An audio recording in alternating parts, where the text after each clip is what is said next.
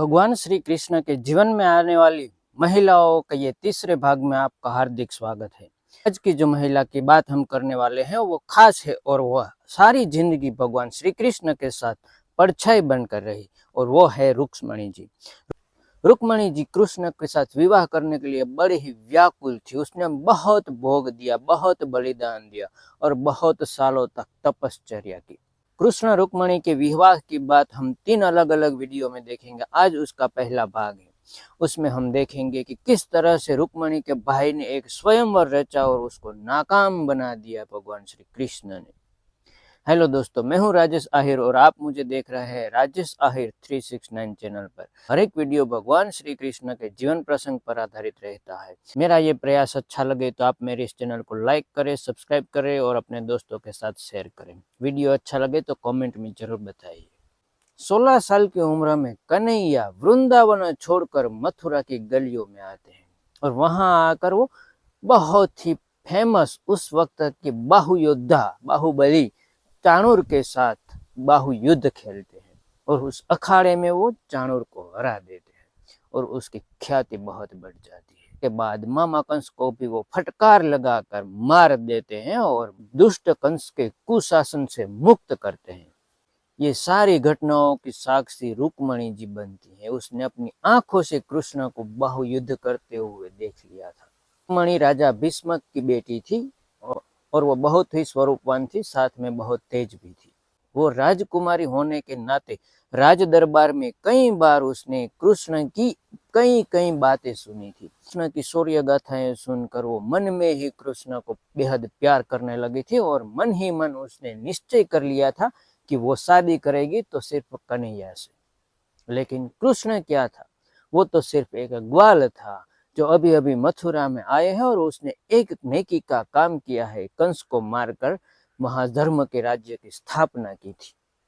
कृष्ण राजा भी नहीं बने थे और वो रुक्मणी के साथ शादी करने के लिए किसी भी तरह से लायक नहीं थे। ब्रह्मचारी व्रत का कृष्ण पालन कर रहे थे, तब वह घूमते घूमते फिरते फिरते विदर्भ में पहुंचते हैं और वहां रुक्मणी जी पहले से ही ये तय करके बैठी थी कि जब कृष्ण आएगा और बोलेंगे कि भवती भिक्षाम देहि, तो सबसे पहले मैं भिक्षा दूंगी। वो कृष्ण विदर्भ में जहां जाते वहां पहुंच जाती और उसे भिक्षा देती। मात्र रुक्मणी ही नहीं थे, ऐसी कई महिलाएं थी, लेकिन रुक्मणी के मन में जो कृष्ण के प्रति चाहत थी वो किसी और के पास नहीं थी। कृष्ण जहां जहां जाते वहां अपने नीलिमा से सारे लोगों को पागल बना देते। लोग उसके पीछे उसकी नजर में आने के लिए बेताब हो जाते थे। कृष्ण धीरे धीरे अपना एक जादू फैलाते जाते थे, अपना ब्रह्मचारी व्रत निभाते रहे थे।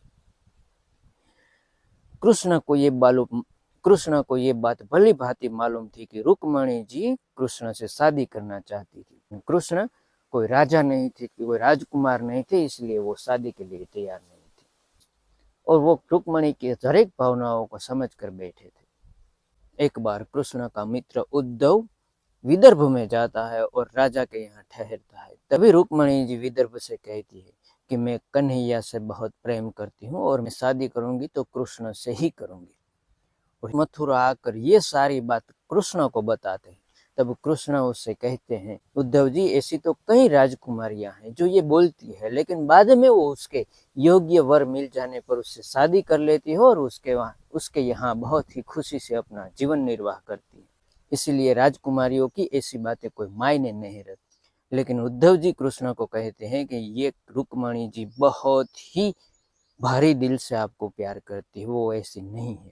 एक बार जब कृष्ण और बलराम जी को मथुरा छोड़ने की नौबत आई, तब वो रुक्मणी के दादा कौशिक के यहाँ ठहरे थे, जो कि कौशिक जी पर रुक्मणी ने इतना प्रेशर बनाया था कि उन दोनों को आश्रय देना पड़ा और उसके यहाँ ही वो ठहरे थे। धीरे रुक्मणी की ये बात सारे विदर्भ में फैलने लगती है। तभी रुक्मणी का भाई रुक्मी, जो बहुत ही साम्राज्यवादी था, उसको ये बात पसंद नहीं आई। वो रुक्मणी की शादी चेदी के राजा शिशुपाल से करवाना चाहते थे, क्योंकि ऐसा हो जाता जरासंध, जो बहुत ही जल्दी ही अपने बुजुर्गों के पास जाने वाले थे, उस राज्य का अधिकारी बनने का मौका रुक्मी को मिल जाता और वो एक विराट नगर का राजा बन सकता था। इसीलिए रुक्मिणी ने रुक्मणी की शादी शिशुपाल से करने के लिए कई कई प्रयास किए, लेकिन रुक्मणी इतनी तेज थी, इतनी चालाक थी कि उसके सामने रुक्मी कुछ कर नहीं सकता था। फिर ये रुक्मी ने अपने पिता भीष्मक के साथ मिलकर एक स्वयंवर का आयोजन किया और उस स्वयंवर में ऐसे राजाओं को न्योता दिया गया जो बिल्कुल रुक्मणी के लायक नहीं थे और वो अपनी मनसा पूरी करना चाहता था। उस स्वयंवर में भाग लेने के लिए जरासंध, शिशुपाल सहित कई राजाओं आने वाले थे।